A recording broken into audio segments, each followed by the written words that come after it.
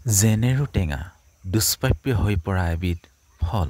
নেমুজাতীয় ফল যেনে চকলা টেঙা, গোল নেমু, সুমথিৰা টেঙা আদিবোৰ উদ্ভিদৰ জগতৰ ৰুটেচিয়েই গোটৰ চিট্ৰাছ জাতিৰ অন্তৰ্ভুক্ত। এই জাতীয় ফলবোৰৰ অনেক প্ৰকাৰ পৃথিৱীৰ বিভিন্ন প্ৰান্তত সিঁচৰিত হৈ আছে। উদ্ভিদবিদসকলৰ মতে চিট্ৰাছ জাতীয় অন্তৰ্ভুক্ত বহুকেইটা প্ৰজাতিৰ আদিভূমি হৈছে অবিভক্ত অসম।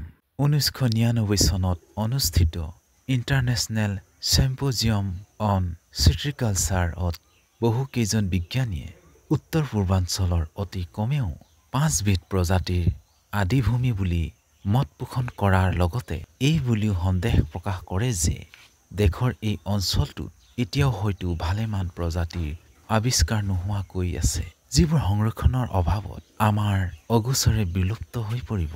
বৰ্তমান আমি সকলোৱে অনুভৱ কৰিছোঁ যে আজিৰ পৰা কেই দশকমানৰ আগলৈকে দেখি থকা নেমুজাতীয় ফলৰ বহুতো প্ৰজাতি এতিয়া প্ৰায় দুষ্প্ৰাপ্য হৈ পৰিছে। এনে এবিধ ফল হৈছে জেনেৰু টেঙা।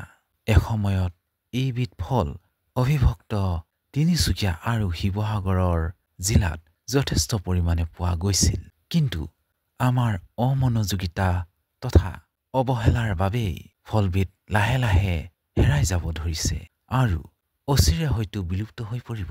চিট্ৰাছ জাতীয় শ্ৰেণী বিভাজনত মাণ্ডাৰিন অৰেঞ্জ নামৰ এটা গোট আছে, যিবিধ ফলক আমি সুমথিৰা বা কমলা টেঙা বুলি কওঁ। সেইবিধ মাণ্ডাৰিন অৰেঞ্জ গোটৰ ফল।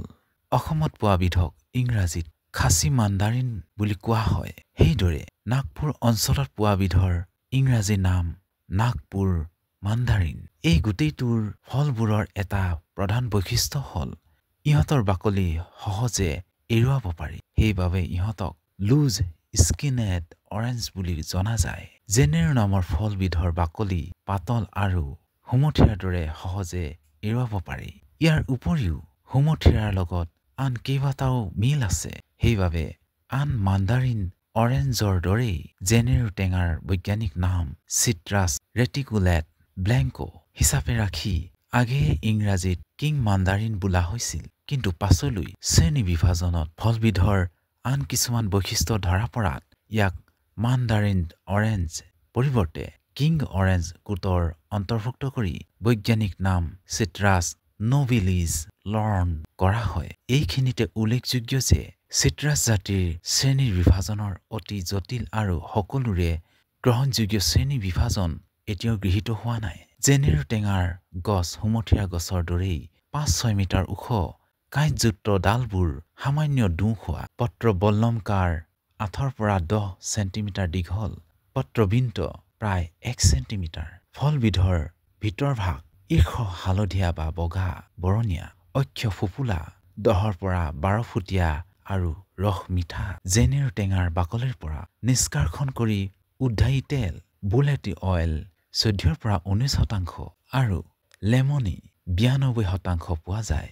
বিশ্বৰ বজাৰত যথেষ্ট চাহিদা থকা এই তেলক মাণ্ডাৰিন তেল নামেৰে জনা যায়। তদুপৰি ইয়াৰ ৰসত citric acid 0.35%, 1.2%, vitamin A, B, C আৰু হেস্পেৰিডিন পোৱা যায়। ইয়াৰ ৰস আন চিট্ৰাছ ফলৰ ৰসৰ লগত মিহলাই সুস্বাদু চৰ্বত প্ৰস্তুত কৰাত ব্যৱহাৰ কৰা হয়। অসমত প্ৰাকৃতিকভাৱে হোৱা এবিধ ফল সামান্য পৰিচৰ্যাৰে বাগিচা পাতি কৰিব পৰা যায়। আনহাতে সুমথিৰা টেঙাত দেখা দিয়া বিসংগতিবোৰৰ পৰা জেনেৰু টেঙা মুক্ত। জানিব পৰা মতে উজনি অসমত ফলবিধ এতিয়াও বহুতৰ বাৰীত আছে। যেনে বৰ্তমান এই ফলবিধ আপোনালোকক দেখুওৱা হৈছে। আৰু ইয়াৰ এটা ভাল খবৰ আছে যে সুমথিৰা টেঙা বা কমলা গছত যিবিলাক বেমাৰ লাগে, এই জেনেৰু গছত সেইবিলাক বেমাৰ নালাগে আৰু ইয়াৰ ফলো যথেষ্ট পৰিমাণে লাগে, লগতে সৰি নপৰে। অসমৰ বিশ্ববিদ্যালয়ৰ কেইখনে উপযুক্ত গৱেষণাৰে দুষ্প্ৰাপ্য হ'ব ধৰা ফলবিধ উদ্ধাৰ কৰিবলৈ আঁচনি প্ৰস্তুত কৰিব পাৰে। সেইদৰে জৈৱ বৈচিত্ৰ্য আৰু পৰিৱেশ সচেতন ব্যক্তি কিংবা অনুষ্ঠানে এই ক্ষেত্ৰত আগভাগ লৈ সংৰক্ষণ ব্যৱস্থা কৰিব পাৰে। শেষত কোনো সদাশয় ব্যক্তিয়ে জেনেৰু টেঙাৰ বিষয়ে যিকোনো ধৰণৰ তথ্য আগবঢ়াব বা কমেণ্টত লিখিব বুলি আশা কৰিলোঁ। ভিডিঅ'টো শ্বেয়াৰ কৰি দিয়ে যেন। ধন্যবাদ।